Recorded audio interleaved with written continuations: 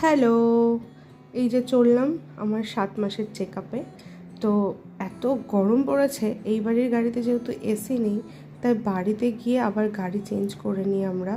ওই গাড়িতে এসি আছে বলে মাকে নিয়ে নিই, একসাথে আমরা বেরিয়ে পড়ি। গিয়ে ডাক্তারের চেম্বারে বসেও পড়েছি, আর ডাক্তার দেখানোও হয়ে গেছিলো খুব তাড়াতাড়ি নিঝুমের জন্য। নিজুমের সাথে দেখা করে একটু গল্প সল্প করে আমরা বেরিয়ে পড়ি। এবার আমার বরের ইচ্ছে ছিল, অনেক দিন ধরে বলছিল লিট্টি খাবে। তো আমাদের দিকটায় না পাওয়া যাওয়ার জন্য ওখানে গিয়ে আমরা লিট্টি খাই, আর সাথে আমি নিয়েছিলাম পাপড়ি চাট। ওখানে খাওয়া দাওয়া করেই বেরিয়ে পড়েছিলাম। আর রাস্তাতে এত ভিড় ছিল, সামনেই তো পুজো, আর মাত্র কটা দিন বাকি, তাই রাস্তাতে কিন্তু বেশ লোকজন ছিল। ওখান থেকে বেরিয়ে চলে আসি রীতিকাদের বাড়িতে। ওখানে কাকিমাটা ছিল না, একটু চা মুড়ি খেয়ে রীতিকার কাছে কিছু জামা কাপড় দেখছিলাম।